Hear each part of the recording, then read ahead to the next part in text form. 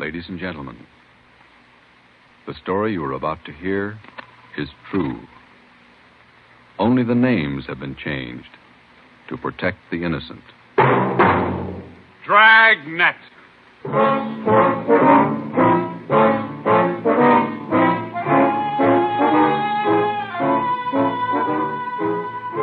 Dragnet, the documented drama of an actual crime, investigated and solved by the men who unrelentingly stand watch on the security of your home, your family, and your life.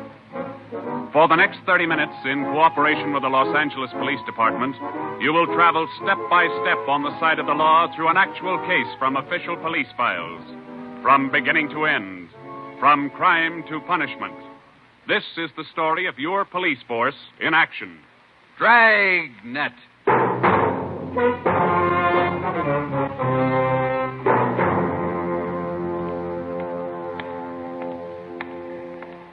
It was Tuesday, March 25th. It was cold in Los Angeles. We were working the night watch out of Homicide.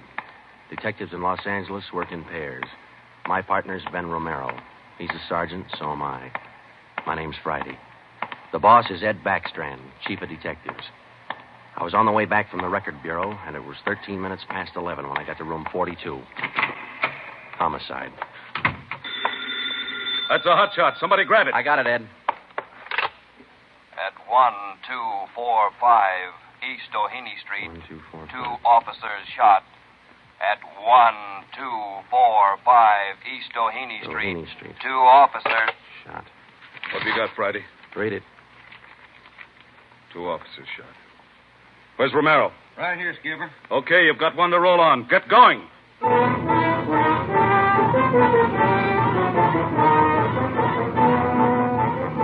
Both Ben and I knew where we were heading. We'd recognized the address. It was the Trapdoor Cafe, a joint in the south end of town that did business with a pretty rough crowd. 13 minutes later, we pulled up in front. 2 patrolmen had the crowd pretty well pushed back. There was a cruiser car in front of the cafe. The car door was open, and an officer was sprawled across the seat. He was conscious but weak, and one of his pant legs was pretty red. Hello, Sarge. Hi, how you doing? I've done better. Yeah, well, what happened? Williams and I were cruising. We've been keeping an eye on this cafe lately. Tonight we decided to take a look. And just as we went in, 2 guys left in a hurry. The back door. We followed them out into the alley. It was dark out there, and I called to them. I said, hey, fellas, just a minute, I want to talk to you. They stopped? I'll see.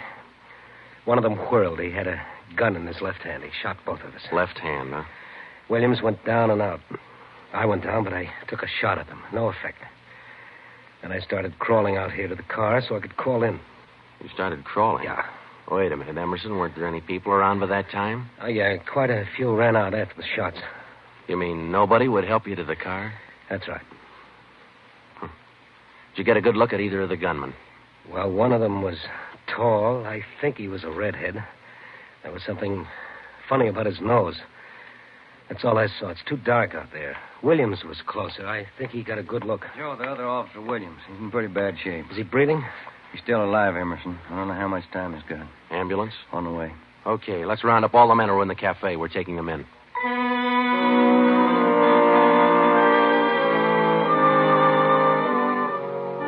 We took all the men back to the city hall. There were 23 in the Trapdoor Cafe at the time of the shooting.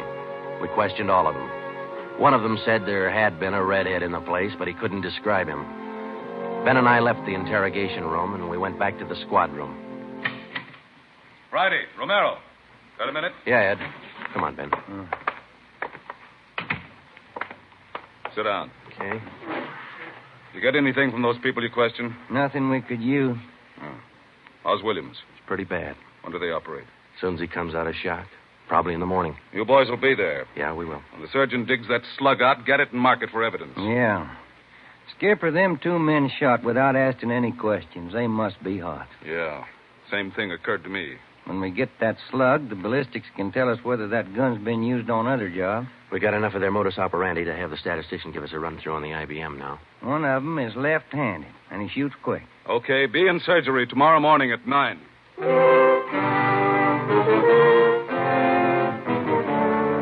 Neither Ben or I said much on the way home, but we were both thinking the same thing.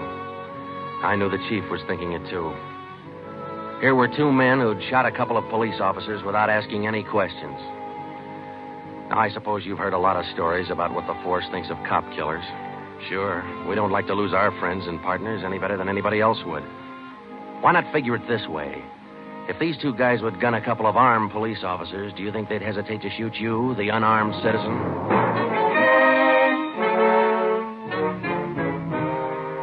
The next morning at 9 o'clock, Ben and I had scrubbed up and we were in surgery. Williams was on the table. The surgeon started in. A lot of minutes later, he got the slug. As for Williams, they took out 7 feet of his intestine and said he might pull through.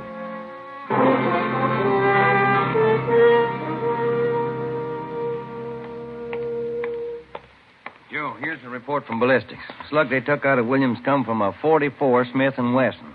The same gun was used in a liquor store killing about a month ago. You call the statistician? Yeah, She's running all the cards on previous shooting through the IBM machine. She ought to be through about now. Let's take a look. Okay, come on. Hi, Helen. Just a second. Okay.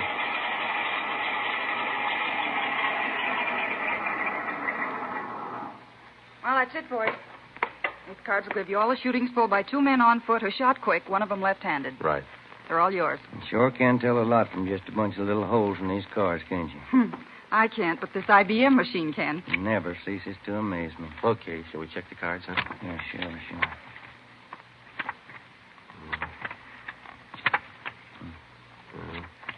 Wait a minute, Ben. Here we are. Huh? Yeah. Here's that liquor store killing ballistics tied the Smith & Wesson in on. Same gun that Emerson Williams was shot with? Well, it checks out. The liquor store was in the same neighborhood as the Trapdoor Cafe. Same gun, huh? Got to be. How long ago? A month ago, yeah. Ben, take the DR number off this card and let's pull the crime report on that job.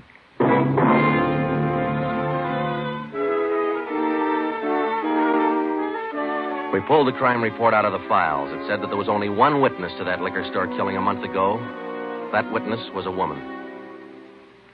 Miss Forbes, I'm sorry to disturb you like this, but we'd like to ask some questions about that liquor store killing you witnessed a little over a month ago. Well, I told the police everything I knew about it then. Yeah, we know, but maybe you wouldn't mind telling us again, huh? Oh, no, I guess not. I've been trying to forget it, to tell the truth. It was pretty terrible, and I really didn't see so very much because I was awful scared. I understand. But try to describe again just what happened, will you? Well, it was about 10 o'clock at night. I was walking down the street toward home when I realized I was all out of cigarettes. Well, I was right in front of the liquor store then, so I went in. The clerk was behind the counter, and there were 2 men standing there arguing. What's the idea of changing your mind?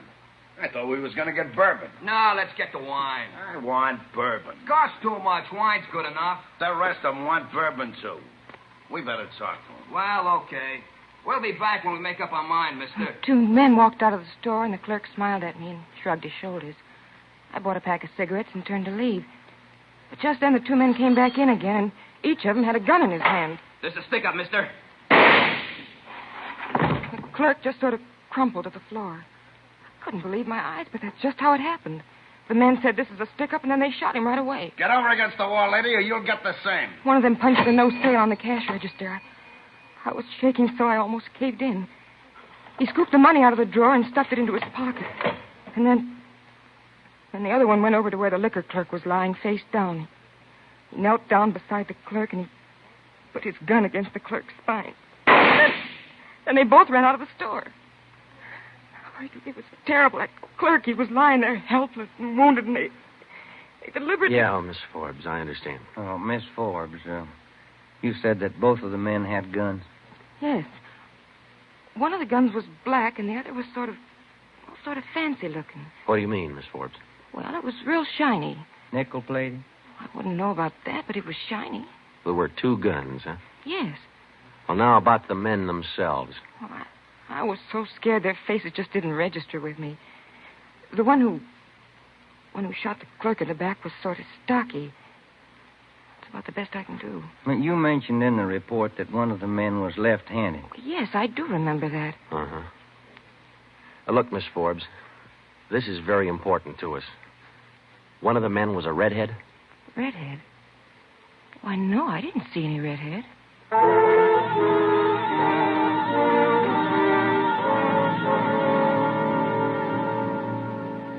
Skipper, me and Joe's run right smack into a stone wall on this thing. What's the complication? Well, there's more than one, Ed. In the first place, we know that the .44 Smith & Wesson was used in both shootings, but the descriptions of the men involved don't check. Police officer Emerson said he thought the man that shot him and Williams outside the Trapdoor Cafe was a tall, left-handed redhead. Said there's something funny about his nose. You think Williams got a better look at him? Well, probably did, but Williams isn't strong enough to talk yet. And a girl that witnessed the liquor store killing a month ago said that one of those men was left-handed. But she said neither of them was a redhead. And on top of all that, now we've got 2 guns to worry about. The girl mentioned 2 guns, so we checked the autopsy report on that liquor clerk. And, Ed, the bullet that actually killed him came from a .32-20, not a .44 Smith & Wesson. That fact didn't get any publicity at the time, did it? No, it didn't. Okay. We won't give it any publicity now either. With a lowdown, it's just the .44 Smith & Wesson we're after. Because if whoever owns the .32-20 finds out it's hot, we'll never get it. Anything else? Well, we sent teletypes to all outlying stations in neighboring cities. Told them that if they get any red-headed suspects, no matter what charge they got them on, to hold them for questioning. Yeah. Now, how about this .32-20, the actual murder weapon? Any leads on it? We've got one, Ed. We've been checking the records, and we discovered that 4 hours after the liquor store killing, a taxi driver in the neighborhood was shot and robbed. Slug was pretty well matched, but there was enough to tell it was from a .32-20. So we're going over to question the taxi driver now. Good. Well, I think you boys are on the right trail.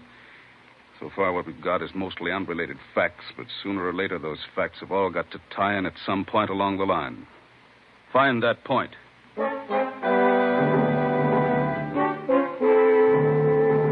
Yeah, find the point. Find the tie-in. Well, Ben and I went over to see the taxi driver, a guy who was living on borrowed time. Yeah, it was about 2 o'clock in the morning when it happened. I got a call to pick up a fare near 105th and Avalon, you know. Yeah. Well, I got there. Somebody came over, pulled open my cab door, and said, "This is a stick-up." Then blew it. He let me have it. Just like that, huh? Yeah, just like that. Same deal as others, Joe. Itchy trigger finger. Yeah. Did you get any kind of a look at the fella? Look, no, it's too dark. Uh-huh. Hey, according to the report, you got shot in the chest. Yeah, that's right. Oh, you're maybe wondering how come I'm still alive, huh? I'll tell you, pal, it's like something you'd see in a bad movie, you know? I'm carrying a few silver dollars with me, 9 of them to be exact. So I decided to stick them in my breast pocket. Well, mister, that just saved my life. The slug hit them silver dollars. It's one for the book, huh? Yeah, you said it. Well, thanks very much. Say, incidentally, we had a little trouble finding you today. You weren't at the stand you operated out of last month. Well, look, I'm not only not at my usual stand, I'm not driving a hack no more. Oh? Look, after what happened, are you kidding? No, I don't want to push my luck any further than it's been pushed. Yeah, I figure I had it, you know?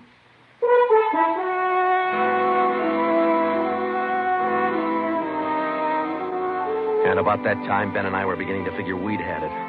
We were getting nowhere fast. We had a few informants nosing around, but so far they hadn't come up with any leads. Well, Ben and I followed up all the teletypes that poured in. We just got back from Santa Ana, where we'd been questioning a red-headed suspect, and we'd flopped in the squad room when Chief Backstrand's door opened. Friday. Romero. Got a minute? Yeah, Skipper. Any luck with the Santa Ana redheads? No, none at all. I guess you haven't heard the latest. We just now got back in town, Skipper. Early this morning, another cab driver got shot. What? Yeah. Man came up to his taxi, opened the door, said, "This is a stick-up," and shot him. Bullet went through one leg and into the other, but the driver managed to start his cab and drove over to a cafe. He called in from there. Boys recovered the slug? Yeah.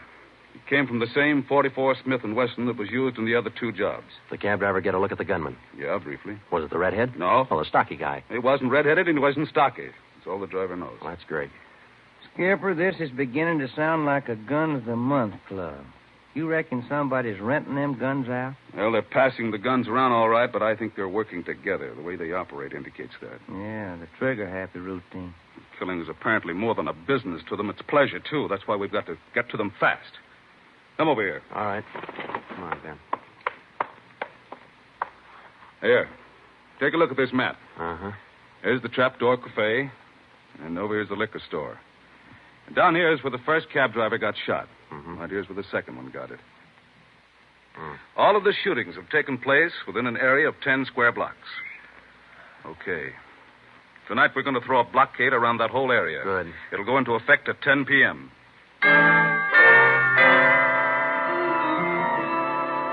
At 9:45 p.m., cars and officers started drifting into the area by twos and threes. And at 10, when Backstrand, Ben, and I arrived, the whole area was sewed up tighter than a tick. This is now code 3. Pacific Ambulance Davis? 1. Gotcha. Call to All set? All set. We got a primary line and a secondary line. If anyone tries to make a break, we'll pick them up in the secondary. Okay.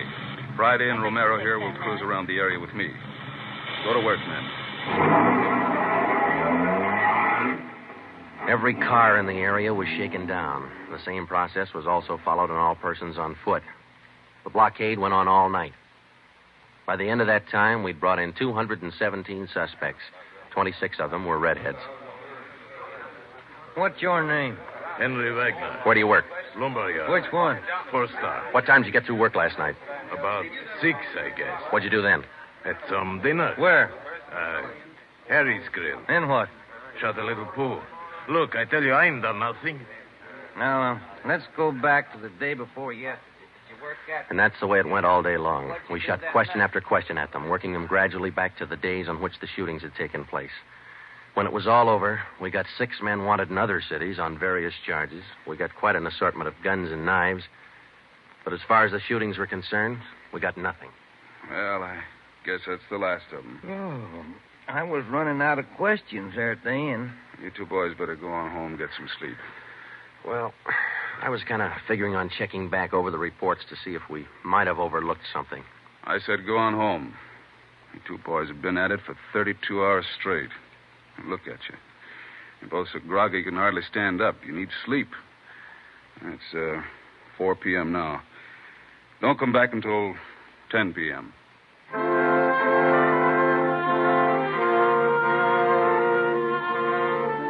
When I walked into the squad room at 10, Ben was already there. An informant had just phoned in a new lead. He told Ben he'd heard about a gang that had been hanging out down around the DeVere bungalow court in the south end of town. We knew that the DeVere was close to the Trapdoor Cafe, so we went over to talk to the manager. Joe, I've been meaning to ask you. You checked on how Williams is getting along? Yeah, I did. I called the hospital this afternoon. It's going to be all right. Oh, that's fine. Well, here we are. Yeah, manager's office. Still got a light on.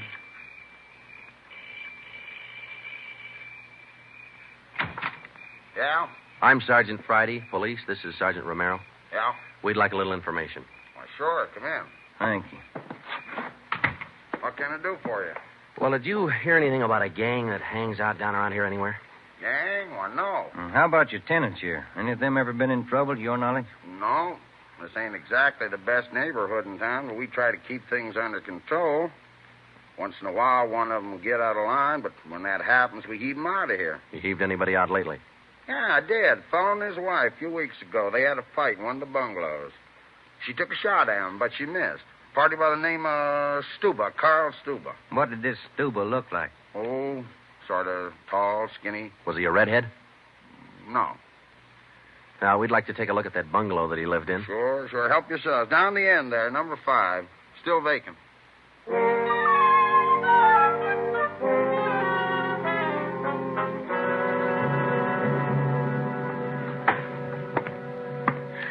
Well, I guess that does it. Stuba didn't leave a thing behind. Matter of fact, we don't have anything to prove that this Stuba's tied in at all. We're only working on a hunch. Hey, Joe, look. Where? Up on the wall there, just by the window. Oh, yeah.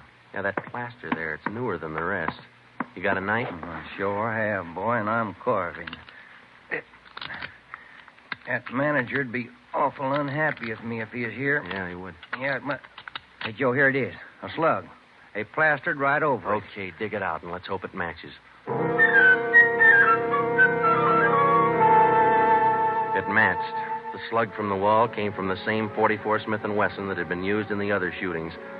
So now we had a name to work on, Carl Stuba. But he'd done a good job of dropping out of sight. Well, the next day, Ben thought he had another lead. I've just been talking to another informant, Joe. He says he heard that there's a fella down in that neighborhood been trying to sell a gun lately. What kind of a gun? Nickel-plated with steer horn handles. Nickel-plated. Well, maybe that's our .44 Smith & Wesson. Maybe.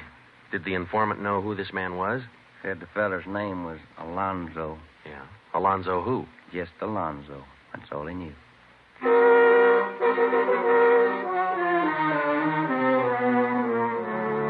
now we had two names, Stuba and Alonzo, but no men to go with them. So we went back to making the rounds of the substations, interviewing red-headed suspects. We took a few of them to Williams, who was home from the hospital by now, but he couldn't identify any of them as the man who shot him. Still, we kept checking. Finally, we got around to the 77th Street station. We questioned the suspects they were holding there, and we just started to leave when one of the officers called us. Hey, Sarge, we're holding somebody else you might want to look at. Redhead? No. What's the charge? Suspicion of burglary. Small job. Oh, I don't know. What do you think, Ben? What's special about him? He lives in the same neighborhood where those shootings took place. All right. Where you got him? Down here. He admit anything? No. He's pretty surly. Here we are. Thanks. Hi. What do you want? I'm Sergeant Friday. This is Sergeant Romero. We'd like to ask you a few questions. Look, I already told the other cops all I know. I didn't steal no radio from that jerk. What's your name? We've been through all that once. Come on, what's your name? Jackson. Alonzo Jackson. Alonzo. I looked at Ben, and Ben looked at me. This could be the Alonzo who'd been trying to peddle that Smith & Wesson. Ben and I both knew here was one suspect we'd have to be real careful with. Alonzo, according to the records, this burglary you're suspected of took place on the night of the 27th. Look, how many times do I have to tell you guys they didn't have anything to do with it? You got an alibi for that night? Sure, I got an alibi. I was out with a couple of friends, I can tell you. What's your friend's name, Alonzo? One of them's Crandall, the other Stuba. Stuba, the guy who used to live in the bungalow court. Well, we told Alonzo he'd have to produce his two friends to give him an alibi for the burglary charge, and he bit. He went with us, and he pointed out where Stuba was living now. No wonder we hadn't been able to find him.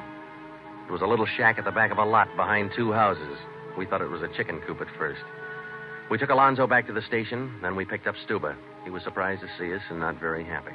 We took him in. Next, Alonzo gave us Crandall's address.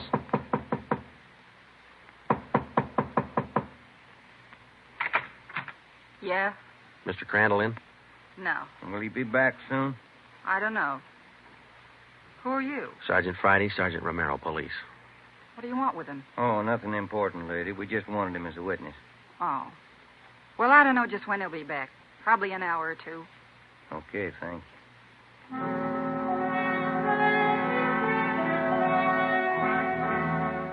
We went down the street away, and we staked out in the car. We sat there for about 5 hours, and then Ben nudged me in the ribs. Hey, Joe. Huh? Joe, take a look. Coming along the sidewalk. Yeah. And he's got red hair. Come on.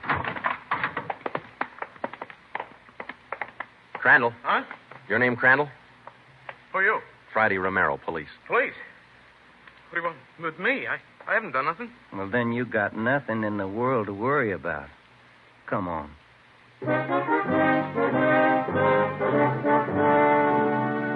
We questioned Crandall for an hour, but he wouldn't give an inch. Denied everything. Then we put him in a car, and we drove over to Officer Williams' house. I left Ben in the living room with Crandall while I went in Williams' bedroom. Hello, Sarge. Hi, Williams. How you doing? A little better, I think. That's fine. Look, we've got another redhead outside. Bring him in. Okay. All right, Crandall, come on in here. Who's in there? Why'd you bring me over here? Come on in here.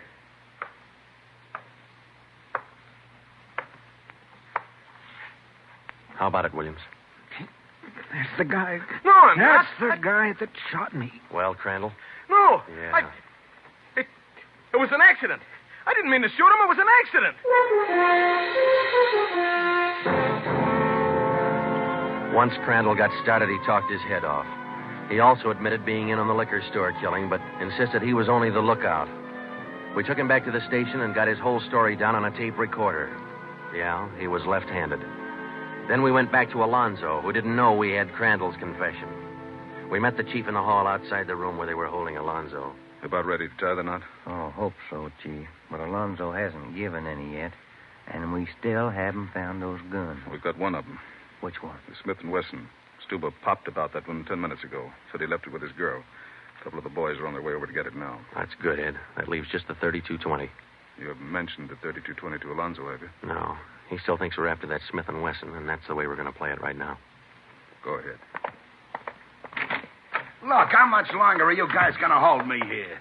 Didn't you check with those friends of mine? Alonzo, we got a tip that you've been trying to sell a gun lately. A gun? Yeah, 44 Smith & Wesson. Oh. No, it's not true. That Smith & Wesson's been used in a couple of robbery jobs this month, and we think it's your gun. That's a lie. Any proof of that? Why, yeah. Sure, I got proof of that. I used to have a gun, but it wasn't a Smith & Wesson. Look, if I tell you where it is, that ought to convince you, shouldn't it? It'll help things. Okay. I sold it to a neighbor of mine. He gave me $7. I'll give you his address. You sure it's not a Smith & Wesson? Sure, I'm sure. It's a 3220. Yeah, it worked. We went to the neighbor's address, and he admitted having bought the 3220, but said he'd lent it to a friend who'd never returned it. The friend had hocked the gun to a barber. The barber gave him $15 and a haircut for it. We finally got it from the barber, and we came back to the station. I'm all set, Joe. I'll be in the next room. Just give me the nod. Okay. Hello, Alonzo. Hey, you got the gun. Yeah, we got the gun. Well, now maybe you'll believe I'm on the level. Okay if I go now? I guess we won't be able to hold you here much longer. You can say that again, brother. You could have saved a lot of time if you'd have listened to what I've been trying to tell you all along. I guess you're right, Alonzo. Sure, I'm right. You know, you guys would be a lot better off. You believe guys like me the first time we tell you something. But on the liquor Instead store of job, running- I was only a lookout. I was outside. Huh? It was the other two who pulled that one. Stuba and Alonzo. Alonzo killed the clerk. Hold it, Alonzo. Dirty, you All screaming right, rat. Alonzo, that's enough. Now, come on, how about it? Now, what's the use? All right. That's like he said. Okay, Ben, bring the recorder in here. Alonzo's ready to make a record now.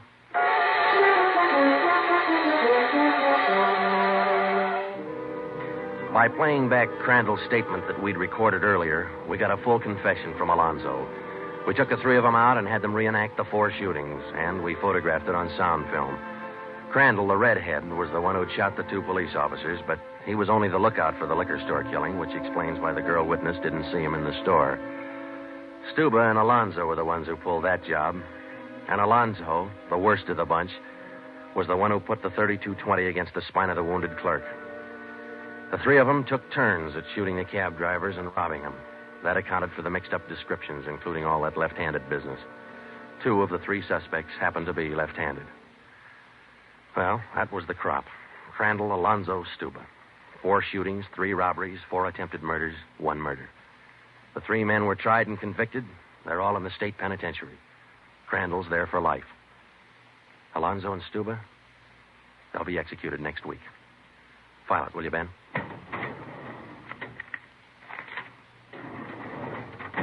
Case closed. Dragnet.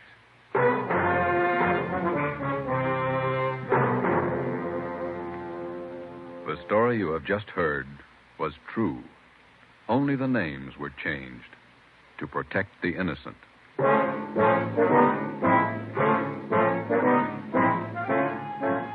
You have just heard the second in a new series of authentic cases from official files.